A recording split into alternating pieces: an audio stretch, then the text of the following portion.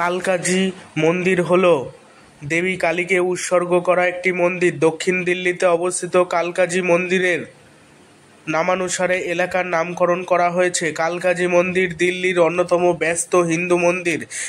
এটা বিশ্বাস করা হয় যে যারা দেবীর কালীর উপাসনা করেন তারা জীবনে যা চান তা অর্জন করেন। ফলস্বরূপ কালকাজি মন্দিরকে মনোকামনা সিদ্ধাপাঠ ও জয়ন্তীপীঠ নামে উল্লেখ করা হয়। মনোকামনা সিদ্ধ মানে ইচ্ছা পূর্ণতা বা পীঠ মানে মন্দির, পীঠ মানে মন্দির। প্রতিদিন শত শত লোক পরিদর্শন করেন এবং এলাকাটা চমৎকার সংযোগ ও সামাজিক অবকাঠামো উপভোগ করে। আর প্রচলিত বিশ্বাস অনুসারে কালকাজি মন্দিরের বয়স 3000 বছরের বেশি। মহাভারতের সময় পাণ্ডব ও কৌরবরা এই মন্দিরের দেবী কালীর প্রার্থনা করতে এসেছিলেন। আমরা যদি ইতিহাসের আরও নিচে যাই, কালকাজি মন্দির যেখানে অবস্থিত তার আশেপাশে বসবাসকারী দেবতাদের দুটি অসুর বিরক্ত করেছিল। সেই রাক্ষসদের মোকাবিলা করার জন্য দেবতারা ভগবান ব্রহ্মার কাছে এসেছিলেন, যিনি তাদের সাহায্যের জন্য দেবী পার্বতীর কাছে যেতে বলেছিলেন। তাদের আর্জি শুনে দেবী পার্বতী তার মুখ থেকে কৌশিকী দেবী বা কোষের মহিলা বের করলেন এবং কৌশিকী দেবী এই অসুরদের জয় করলেও যুদ্ধের সময় অসুরদের রক্ত শুকানো জমিতে পড়ছিল, ফলে আরও অনেক রাক্ষস জন্ম নিচ্ছিল। রাক্ষসদের বাহিনী দেখে কৌশিকী দেবী তার ভ্রূণ বুনন, যার তার কপাল থেকে দেবী কালী ফুটেছিল।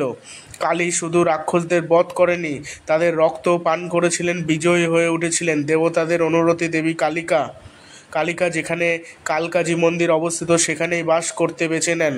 তারপর থেকে মন্দিরটি দেশের সবথেকে প্রাচীন মন্দিরগুলির মধ্যে একটি হয়ে উঠেছে। কয়েক বছর ধরে মন্দিরটিতে বেশ কিছু পরিবর্তন করা হয়েছে। যদিও কালকাজি মন্দির অনেক পুরনো, তবে প্রাচীনতম অংশটি মারাঠারা 1764 খ্রিস্টাব্দের দিকে তৈরি করেছিলেন বলে জানা যায়। 1816 সালে আকবর ও মির্জা রাজা কেদারনাথের পেশকার দ্বারা অনেকগুলি সংযোজন করা হয়েছিল। উপরন্তু 20 শতকের দ্বিতীয়ার্ধে কালকাজি মন্দিরের চারপাশে অনেক ধর্মশালা নির্মিত হয়েছিল। কালকাজি মন্দির প্রতিদিন সকাল 4টে থেকে রাত 11:30 পর্যন্ত খোলা থাকে। এর পরিসরের মধ্যে মন্দিরে আরতি সহ বিভিন্ন ক্রিয়াকলাপ করা হয়।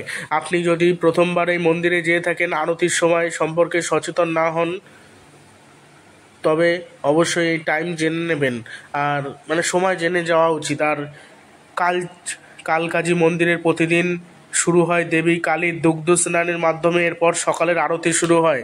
আরতি দিনে 2 বার করা হয়। সন্ধ্যার আরতিকে তান্ত্রিক আরতি বলা হয়।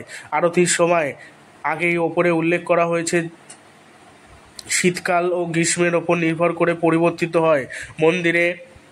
মন্দিরে পূজারীরা তাদের নির্ধারিত পালা দিয়ে আরতি করে, আর ভক্তরা মন্দিরের বাইরে সারিবদ্ধভাবে দাঁড়িয়ে দেবীর একটি আভাস পেতে এবং তাদের আচার অনুষ্ঠানের জন্য তাদের পালার জন্য অপেক্ষা করে।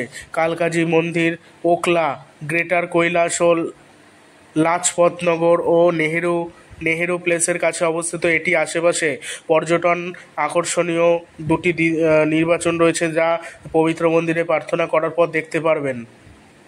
কালকাজি মন্দিরের কাছে দেখার জায়গা। কালকাজি মন্দিরের অনেক কিছু দেখার জায়গা রয়েছে। ফুলের মতো আকৃতির অবস্থিত কালকাজি মন্দিরের কাছে লোটাস টেম্পল হল একটি বাহাই উপাসনা গৃহ। এটি 1986 সালের ডিসেম্বরে জনসাধারণের জন্য উৎসর্গীকৃত উন্মুক্ত করা হয়েছিল। মন্দিরের অন্যান্য স্থাপত্য নির্মাণ একটি দুর্দান্ত দৃশ্যে তৈরি করে, যা বছরের অন্য দর্শকদের আকর্ষণ করে। লোটাস টেম্পল নিয়ে তো ভিডিও দিয়েওছিলাম। ভিডিওটি ভালো লাগলে চ্যানেলটি সাবস্ক্রাইব করবেন।